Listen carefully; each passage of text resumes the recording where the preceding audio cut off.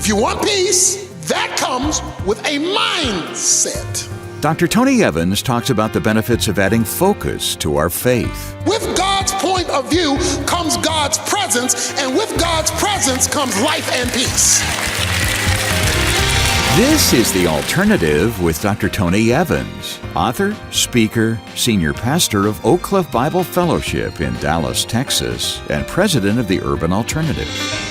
When you take stock of what's going on in your life, Dr. Evans says that your perception depends on your perspective. Today, he explains how we can see life from a more peaceful point of view. Let's join him. Whether it's within the heart or the home of the church or the broader society, turmoil rules today. Some perhaps would not use the word turmoil, they just say drama. Today's name for God is Jehovah Shalom. The translation is the Lord is peace. We read in verse 1 of Judges chapter 6, the sons of Israel did what was evil in the sight of the Lord, and the Lord gave them into the hands of Midian 7 years. They had rebelled against God, and the consequence of their rebellion was enslavement to that which they were supposed to hold in slavery. They had rebelled against God. They did evil in the sight of the Lord. So God let the enemy win instead of letting them win in the promised land. So you can be in the promised land and at the same time out of the will of God. You can be in the place where you're supposed to be, but functioning out of the will of God so that you're losing where you ought to be winning. You're defeated where you ought to have victory. That was their situation. The Midianites, the enemies of God and God's people, were allowed by God to hold God's people hostage for 7 years. 7 years they had to deal with defeat and non-victory.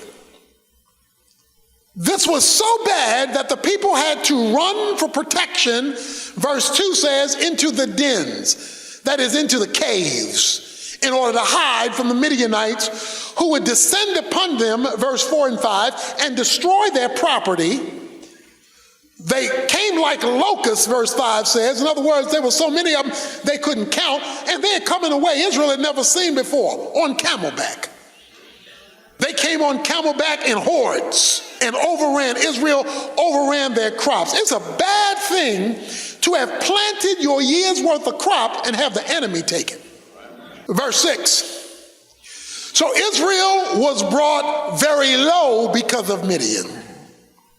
The angel of the Lord comes in verse 11 and sits down under the oak. There's a young man there named Gideon, verse 11 says, who was beating out wheat in the winepress in order to save it from the Midians. So here we are. We're now introduced to a man named Gideon. And the angel of the Lord says to him, "The Lord is with you, O valiant warrior." Right now he's not a valiant warrior, but God tells him what God is going to make him become. Gideon said to him in verse 13, "O my Lord, if the Lord is with us, then why is all this happening to us? And where are all the miracles which our father told us about, saying, did not the Lord bring us out of Egypt? But now the Lord has abandoned us and given us into the hands of Midian." Isn't that your question? If God is for me, where is he? If God says he's going to be my God, I can't find him. He says, I can't find God in all this drama. He says, where is he? I can't find him. He really answers his own question. I'm not sure whether he knew it or not, but he answers it at the end of verse 13. He says, "But now the Lord has abandoned us and given us into the hands of Midian." He says, if the Lord is with us, why has he abandoned us? Okay, so here it is. God is with us in the general sense because we're his children. God is only with us in the specific sense when we are with him. In the general sense, he's with you. You're a child of God, son of God, daughter of God. Yes. But in the specific sense, that is, in my drama, he is with you when you are with him. If you are not with him, you will not experiencing him being with you. Me or us. The Lord looked at him and said in verse 14, go in your strength, that is, with the abilities I've given you, and deliver Israel from the hand of Midian. Have I not sent you? He calls an ordinary man to an extraordinary task. And he was going to use the same man who had the questions. He was questioning God, but he was also humble before God. Well, Gideon hears this, and he says, look, I got to be sure. I got to be sure, because I'm going to go out here and get myself killed. I have to be sure. Verse 17, if I now have found favor in your sight, show me a sign that it is you who is speaking to me. I need to be sure I'm not dreaming. I need to be sure this is for real. I need to be sure this is not a mirage. I need to be certain that this is you. So he goes and gets some meat, he gets some unleavened bread, he gets some broth, he makes himself a stew, he puts the stew down in front of the angel of the Lord, verse 21, and the angel of the Lord put out the end of the staff that was in his hand and touched the meat and the unleavened bread, and fire sprang up from the rock and consumed the meat and unleavened bread. Then the angel of the Lord vanished from his sight. Wow. He brings the meat, the unleavened bread, the broth, puts it down there, no fire. The angel of the Lord touches the rock that is sitting on, and not only does it light up, it's cooked to nothingness.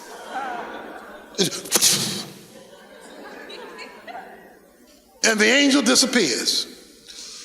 And Gideon decides, yep, this is real. He asked God, here it is, to verify his presence. That's what he asked. Verify that this is you talking.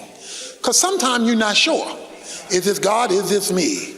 Is this real? Is this Memorex? I am not sure. So I need certainty here because this is too serious. When Gideon, verse 22, saw that he was the angel of the Lord, he said, alas, O Lord God, for now I have seen the angel of the Lord face to face, because the angel of the Lord is the same as O Lord God. It was God being manifested in a visible form. The Lord said to him, here it is, peace be to you. Do not fear, you shall not die. Why did the angel tell him that? Because you couldn't live and see God. He says, don't worry, you're not going to die. Then Gideon built an altar there to the Lord and named it, here it is, Jehovah Shalom. The Lord is peace. So that raises a question, doesn't it? What is peace? Let me tell you what peace is not. Peace is not a truce. Peace is not simply ceasefire. Because a lot of people who cease fire still live in a Cold War. You may not be fighting and fussing with your mate all day, you're just not talking to each other. And you think a Cold War equals peace. That's just truce. It's just ceasefire. The word shalom means whole, complete, or well-being. It is to have things ordered, or to say it as we say, no more drama. Peace is well-being in spite of circumstances because me and God are on the same page. Isaiah 57 verses 20 to 21 says that sin interrupts peace. It says there is no peace for the wicked and those who are in rebellion against God. Just like the Midians were allowed to overrun Israel, God allows hell to overrun us when we are disconnected from him by sin. If you and I are unwilling to address the sin, don't look for the peace. You can't have it. You can get distractions. You can create distractions to help you forget how bad things really are. But peace is when you don't have to create artificial distraction. An unwillingness to address the sin is a refusal to receive the peace. To see God put it together in your heart, home, church, society. Jehovah Shalom. The Lord is peace. Don't misquote that. It doesn't say the money is peace. It doesn't say the position is peace, the power is peace, the job is peace, the relationship is peace. It doesn't say any of that. It says Jehovah Shalom. The Lord is peace. So that raises a question. How do I get it?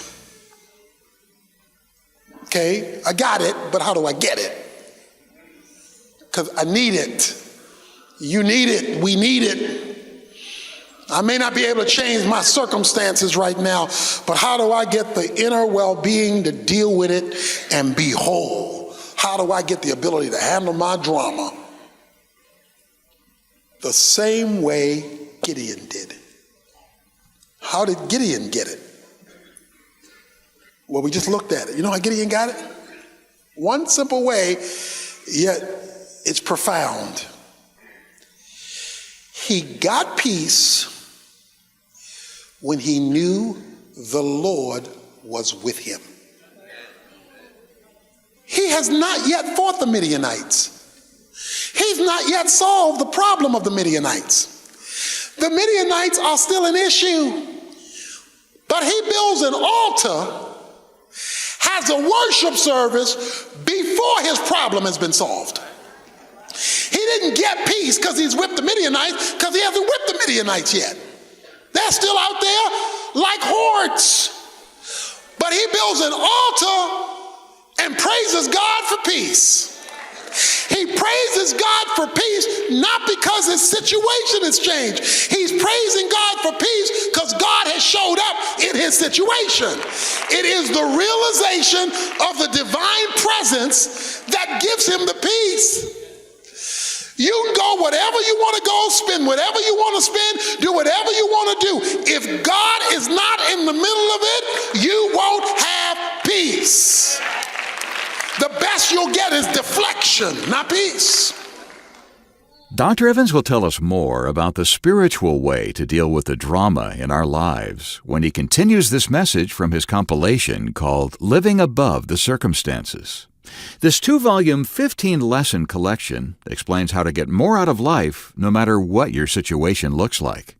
We want to help you discover the peace, confidence, and emotional fulfillment that are waiting for you. So we're offering CDs of all 8 full-length lessons in Volume 2 of this set with our thanks for your gift of any amount to help us keep Tony's teaching on this station. This special offer runs out on Wednesday, so be sure to contact us today at tonyevans.org to make your contribution and your request. Or give us a call at 1-800-800-3222, where staff members are standing by around the clock to help you. Again, that's 1-800-800-3222. I'll repeat that information for you after part 2 of today's message. Here's Dr. Evans. Gideon was going to put together an army of 34,000 men or something, and God said, nah, too many, 300, that's all I need. Wait a minute.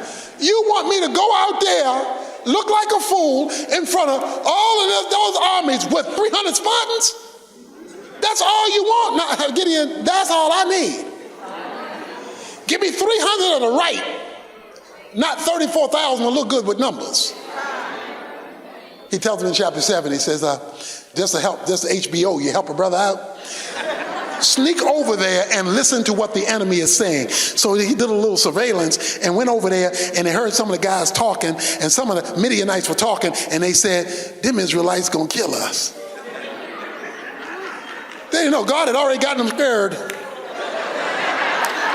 He'd already got them shaken up. He'd already got them, they were already beaten. That's why God only needed 300. Because he knew some information. He had some inside scoop. Then that raises the last question. How do I get to know that he's there? Since him being there is the key to peace, how do I get to know that he's there? Look at Romans chapter 8. Let me read verses 5 through 7. For those who are, Romans 8, verse 5, for those who are according to the flesh set their mind on the things of the flesh. But those who are according to the Spirit, the things of the Spirit. For the mind set on the flesh is death, but the mind set on the Spirit is life and peace. Because the mind set on the flesh is hostile toward God, for it does not subject itself to the law of God, for it is not even able to do so. If you want peace, and peace is tied to divine presence, that comes with a mindset. The mind set on the flesh is death. And death is separation from God. That's what death is. He's talking to Christians. The mind set on the human point of view, the man perspective, the world's perspective. You don't even have to be following the devil. You just got to be mannish. The Bible calls it carnally minded. That does not operate with the mindset of the Spirit. What's the mindset of the Spirit? God's point of view. You must set it. Because if you won't set it, you won't use it. If your mindset is earthly, that's what you're going to use. He says the mindset, the frame of thinking that you operate by must be spirit, that is God's point of view, and with God's point of view comes God's presence, and with God's presence comes life and peace. If you want God's presence, you must have his mindset. If you do not have his mindset, you do not have his presence. If you do not have his presence, you do not experience his life. If you do not experience his life, you don't share his peace. If you want his peace, you have to have his life. To have his life is to have his presence. To have his presence, you have to have his mindset. I don't have to set my clock. I don't really have to set my clock. And the reason why is over the years, like many of you, I wake up early. I wake up at 3:30 or 4. I wake up early. I just, boom, I just wake up, eyes pop open. There was a time when I had to set my clock if I wanted to get up early. But now I don't have to set my clock externally because it's been set internally. I got an inside clock. And the inside clock tells me to get up because I've gotten so used to operating by a clock. It's not that it's not set, it's just not set externally. It's now just set up in my frame of reference because I automatically wake up. That didn't just happen, that happened coming from setting it intentionally, and then I began to operate because I'd gotten used to operating that way. You see, if you're not used to operating in the Spirit, you got to intentionally set it until you've done it enough till you are built in to respond that way. See, so many of us have been so carnal for so long that our inside clock is set carnally. We don't have to try to be sinful. We don't have to try to be unrighteous. We don't have to try to be rebellious. The clock just goes off because it's been set that way for so long. So you must reset the clock intentionally until you learn to get up to God's point of view. And when you learn to get up to God's point of view, it will be set that way so that that will be your reaction, and you will know it's your reaction because when you don't react that way, that will become odd. You'll feel weird when you go back to the old world time because you've been so used to operating on the God set. But if that's foreign to you, because you only said it on Sunday and you ignore it Monday through Saturday, you're carnally minded, that is fleshly minded, that is worldly minded, that is man oriented, then what you forfeit is shalom, because Jehovah gives shalom. Only Jehovah gives shalom. The world gives distraction.